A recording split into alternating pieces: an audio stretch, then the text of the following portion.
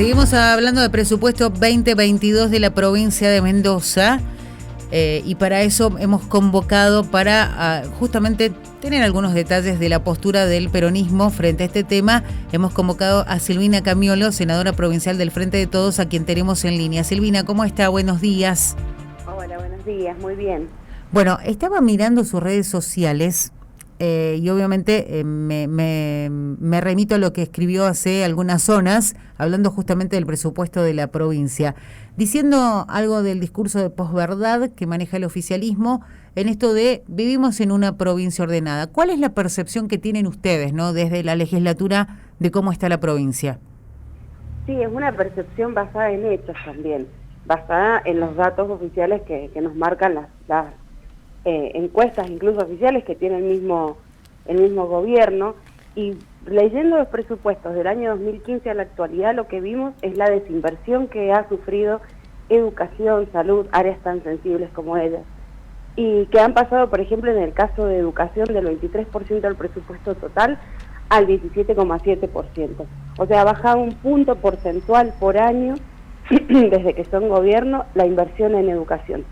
Entonces esto nos preocupa demasiado y entendemos que esto del discurso de la posverdad, este relato donde pareciera que está todo bien, nos preocupa a todos los mendocinos y mendocinas porque nos hacen creer que está todo bien, pero al fin de mes, al bolsillo, al ciudadano común, al ciudadano de todos los días podemos entender que, vuelvo a decir, queda todo en el relato, queda todo en el discurso, y en la realidad estamos viendo otra escena.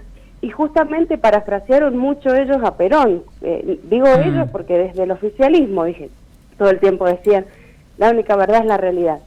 Y por eso me atreví a hablar de la posverdad, porque no fui yo quien habló esta frase, sino, bueno, Raúl Baglini, senador mandato cumplido radical, y a él una vez le preguntaron en un seminario al que yo pude asistir y le preguntaron qué era la posverdad. Sí. Y él dijo, la única posverdad es la posrealidad.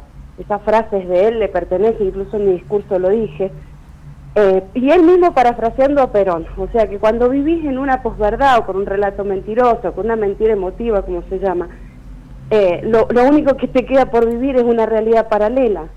Entonces lo que yo marqué mucho en mi discurso fue ¿qué provincia ordenada hablamos cuando es la única provincia de Cuyo que hace más de 7 años que no crece, cuando es la única provincia de Cuyo que tiene los niveles de pobreza más altos y los de indigencia más altos, cuando es la provincia de Cuyo que tiene los salarios a docentes, a empleados de salud, a policía, a todo el empleado público más bajo que el resto de Cuyo e incluso me atrevo a decir que del país.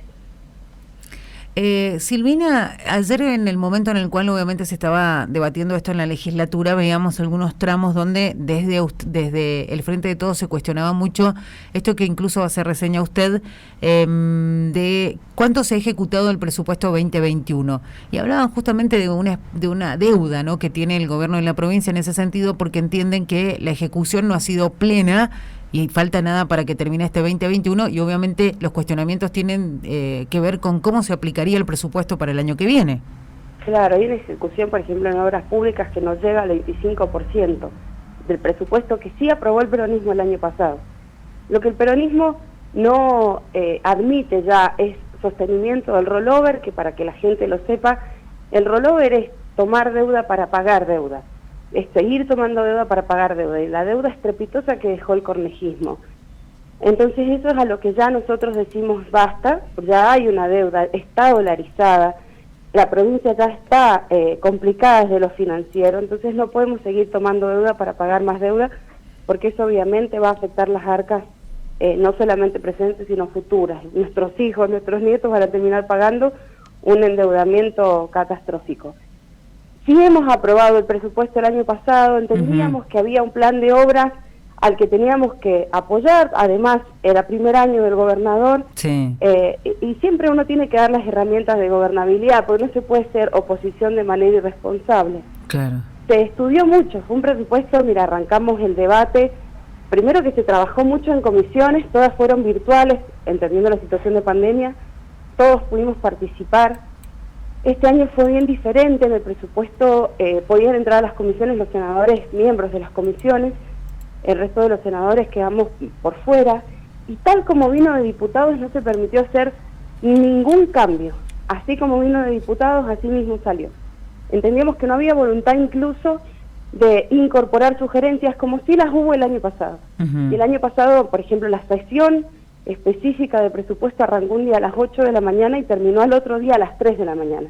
Para que veas que hubo intencionalidad de trabajo, sí. Se trabajó muchísimo, se recibieron aportes, todos los aportes que dio el peronismo se recibieron todos y bueno, salió un presupuesto votado por unanimidad. Es decir, les dimos las herramientas para la obra pública, les dimos las herramientas para infraestructura en salud, en educación, y cuando vamos a los números reales que aparecen en la página del Ministerio de Hacienda, hay una subejecución de obras impresionantes. Obras que tenían que ver con vivienda, por ejemplo, que no se llevaron a cabo. Bueno, la situación del déficit habitacional en Mendoza, creo que todos la sabemos, las 200.000 viviendas que están faltando, todos tenemos un amigo, una amiga que quiere acceder a su casa propia y obviamente en estas condiciones no lo puede hacer, porque además de tener resentido la situación salarial, no hay obras en este sentido.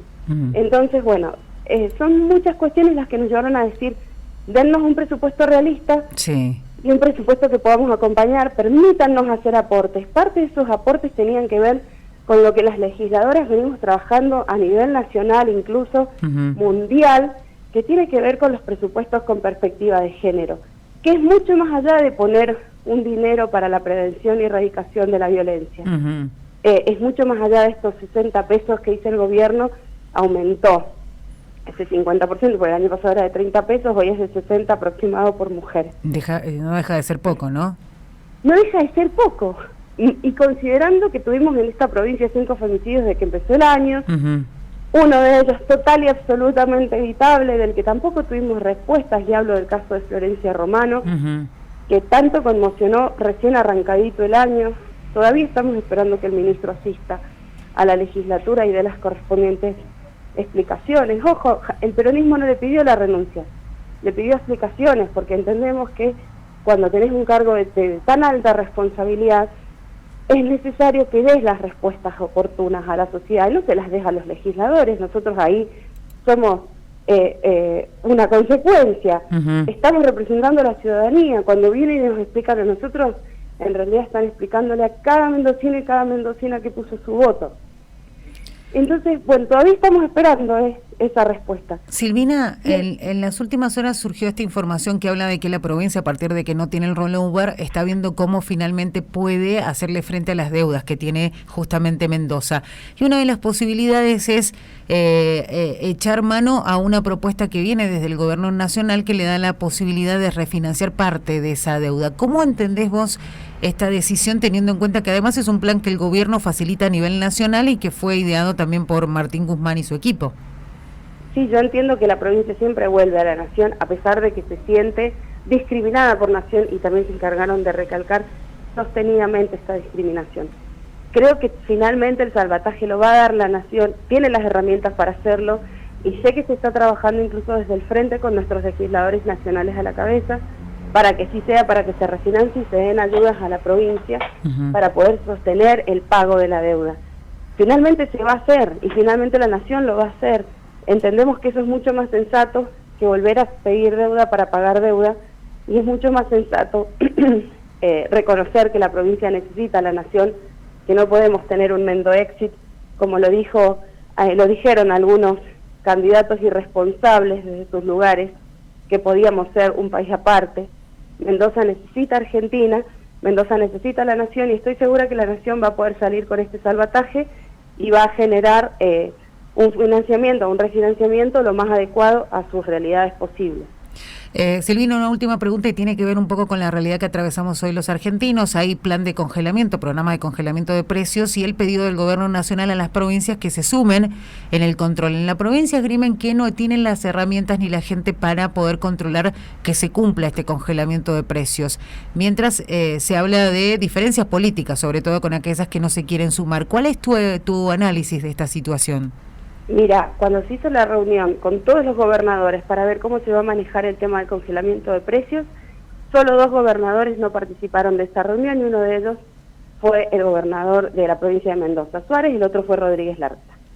Es decir, que casi toda la Argentina está de acuerdo con que es necesario administrar herramientas para frenar los aumentos excesivos de precios, excepto Rodríguez Larreta y Mendoza y Suárez. Realmente yo no veo voluntad, y ahí sí, vuelvo a decir, está lo político, porque no todas las provincias del país están gobernadas por el peronismo. Sin embargo, casi todas las provincias del país se pusieron de acuerdo con que era necesario frenar el aumento discrecional de precios. Y obviamente Mendoza no fue, Mendoza no asistió, y Rodríguez Larreta tampoco. ¿Qué veo en el medio incluso de esta situación? Se hizo un proyecto de ley desde el Frente de Todos, firmado de manera autorial por la senadora Jury, en el que se solicitó un control de precios, un programa de control de precios. Cuando estaba la pandemia y cuando avisorábamos ciertos remarques excesivos por parte de algunos comerciantes, algunos grandes comercios principalmente. Silvina, te mandamos un programa, sí. se planteó, si hay personal, lo que falta es voluntad política y nosotros tenemos que entender eso. Ha faltado voluntad política y en ese momento vemos a quienes está defendiendo el gobierno provincial. A los consumidores seguramente que no. Bueno, te mandamos un abrazo, Silvina. Queríamos tu opinión en relación a este tema. Muchas gracias. Muchas gracias a ustedes. Que hasta luego. Bien, que tengan una linda jornada. Hasta luego, igualmente. Ahí escuchábamos a Silvina Camiolo, senadora provincial, hablando de todo. Presupuesto, cómo va a ser la provincia de Mendoza para enfrentar la deuda con la nación y también haciendo referencia al tema del control de los precios congelados.